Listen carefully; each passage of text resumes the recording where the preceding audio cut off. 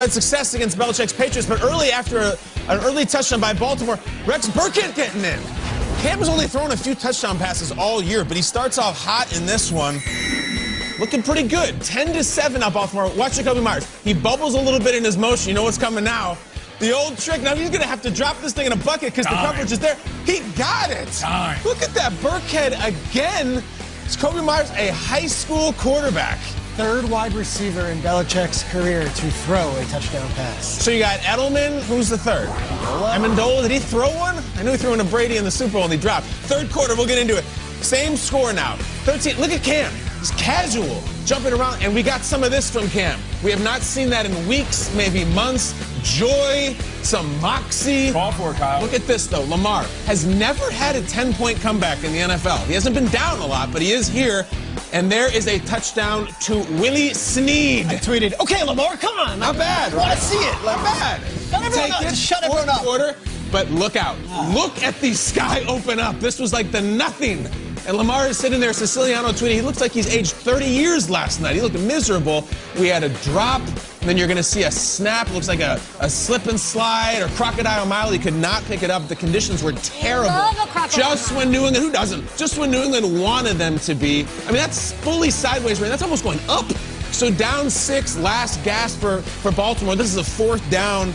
Trying to make a miracle play. He's trying to throw it to DeAndre Hopkins, but he's not his teammate. So unfortunately, there goes an incomplete pass. And Baltimore loses in the torrential downpour. Little shock and awe on Sunday night. New England off the mat, 2 in a row. And Baltimore takes the loss to get to 6-3. 23-17 New England. Let's go to Cam Newton, who, gosh, I hope he's wearing the hat that I saw him wearing last. It looks like Will Ferrell and Austin Powers. Take it away, Cam, after the dub.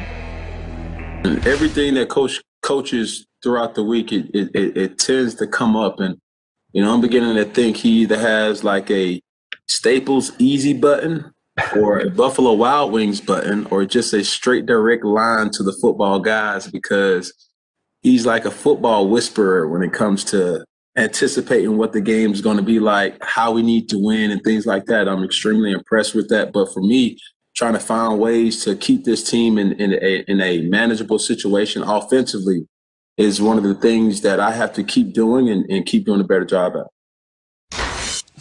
Love the hat. I'm going to ask about it. I'm sure we'll get there. Shout out to Kyle Duggar, rocking the Lenore Ryan today. Thank you guys for sending it to me. Amazing game for him last night. The second rounder led the Patriots with 12 tackles. This was a sloppy game, like make out Christmas sloppy. No doubt. That's coming up, by the way. Yes, Mark your calendars. What did you make, Nate, of the Patriots' upset of the Ravens last night? They got it done by any means possible. This isn't a time of the year where we can criticize any team that gets a dub. You know, we've been talking about Cam Newton and this offense. He started off the season, really good games. He can do it in the air, do it on the ground.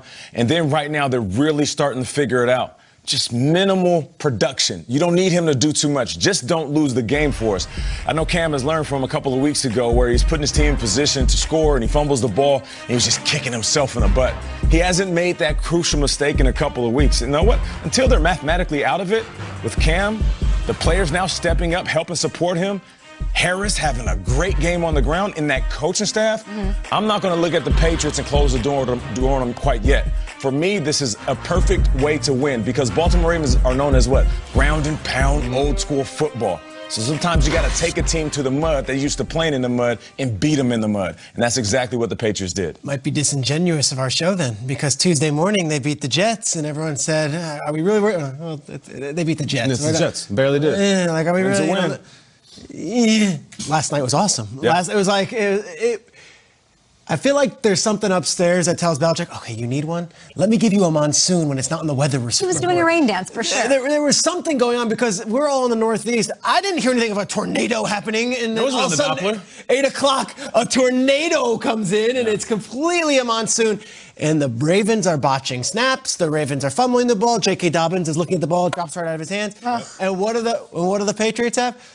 Can we see some Patriots defense? Sure. Because it just silenced everyone. Let's go. J.C. Jackson, yet again, his 5th straight game with an interception, which is an unheard of stat. And then no one wants to start off a Monday morning like this. How about some punting highlights? Here we go. In a monsoon, the punter Bailey is like pinning the Ravens back, so Lamar's got to go 80 yards in the 4th quarter. and he's got to go 90 yards in the fourth quarter. This is on a 4th and 9. End of the game, it's like, all right, Ravens got a shot here, right? Not if the punt comes all the way to this. The Patriots play Patriots football, and they got what they needed from the weather gods.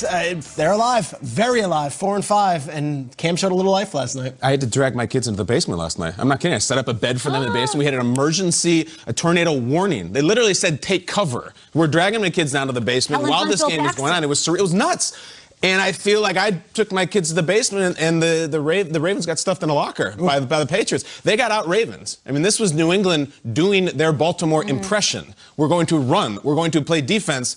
And it's time to start talking about Baltimore, because with whom much is given, much is expected. They've lost 2 of 3. They scored 17 points on national television following a week in which their entire offense and their offensive system and their quarterback was called out for being predictable. You know what the worst part is? I wasn't that surprised. It's come to that point where I definitely wasn't shocked that they lost, and I'm not surprised anymore. It's a big game on national television, and I think they're really comfortable when everything's going well and they're winning and they're out in front. But you get them down against a good team, they don't come back. We showed that stat. Lamar has never had a comeback like that. It's not something that he does, and they do. They've lost 2 and 3. Not all is lost. You're still fine. But right now, as far as considering them Super Bowl contenders, got a lot of work to do. I'm not sure they're an AFC North contender. They got a lot of work to do. They did. They out-Ravens the Ravens. You had Damian Harris out there. He had his third 100-yard game of the season, 121 yards for him. Incredible showing. And then Cam Newton with his 9th rushing touchdown. Are we kidding here? He's closing in on the record for rushing touchdowns by a quarterback that he, by the way, set as a rookie with 14 back in 2011. They looked awesome. I mean, Kyler Murray might get that first. Kyler's got more, but Cam's got 9. He's got 1 more, but it'll happen. Let's get to those highlights of Kyler Murray. Let's do it. Let's go to the game of the week. This one was on Sunday afternoon. Everyone watching after the Masters. Nate Burleson, great job with the green jacket yesterday. Thank you. I appreciate that. Nice. Here we go. Bills versus the Cardinals early on here. This is Josh Allen catching a touchdown pass, a little razzle-dazzle. Nate emailed the whole show and was like, I want that play. That's going to be the play of the game. A little premature, right? Let's get to the third quarter. Third quarter here. Allen up 16-9. Throws this one. Beautiful touchdown pass to Cole Beasley, who caught just about everything. Was he the best player in the NFL yesterday? I mean, he was unbelievable yesterday. He might be MVP conversation. It is not in the Cardinals' DNA to have these huge comebacks. As we were talking about, the Ravens don't do it. The Cardinals haven't really either. Yet here we go. 1 touchdown, chipping away at the lead. Kyler then, again, 1st and 10. Fake handoff, and look at the move right here. Who's going to stop this guy? That's a quarterback in the middle of traffic.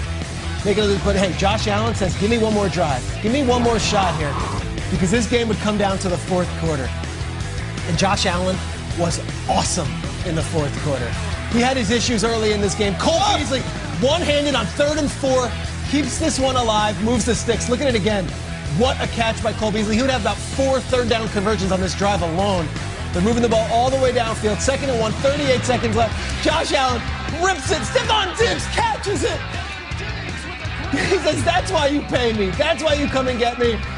But they left a little bit too much time on the clock. 11 seconds left. Let's just get to it. Hesitation. Whoop. Kyler rolling left, evades 1 tackler. Across his body, 1 receiver in the end zone. Just 1. And it's DeAndre Hopkins. Touchdown! Touchdown! How he was holding the ball. Cardinals win on this play. Josh Allen, nothing you could have done here. Kyler finds a way.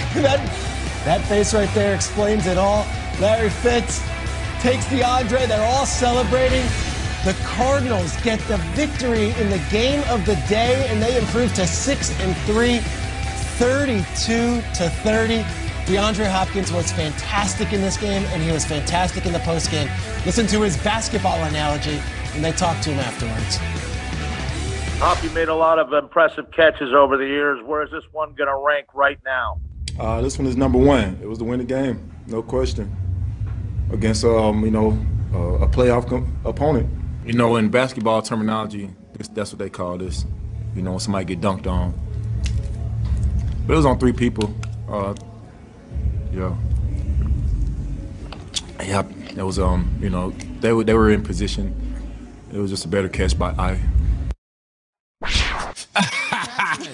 By eye. No, I'll put that on the shirt. it's amazing. Better catch by eye. That Better was a catch by crazy game. What a game we got last night, guys. Our text chain was lit up. It was incredible. Let me first just say, Kyler Murray, what winners are we, Schrags, that he did not pick baseball as Oh, his my profession? Everyone's talking basketball there. The fact that we have him, he's on pace to be the first quarterback in NFL history to get 4,000 yards through the air and 1,000 rushing yards. I think he might do it. What'd you make of this one? Yeah, he could be playing center field for the Toledo Mud Hens. I know, like, thank goodness. We're here instead. All right, I spoke to Cliff Kingsbury after the game. I said, give me everything. Tell me what went down. He said, here was the play call. The play call was called Cowboy. There's 11 seconds left. And the original intent was for Andy Isabella to be coming on a crossing pattern, hit him for 20 yards, get out of bounds. Have more time. Closer. And set up the final play. Yeah. But Cliff told Kyler, hey, you know what? If Hop is open, you've got the freedom and the green light to do it. Hop wasn't open. Not at all. It doesn't matter. Kyler felt the confidence. So why was it called Cowboy?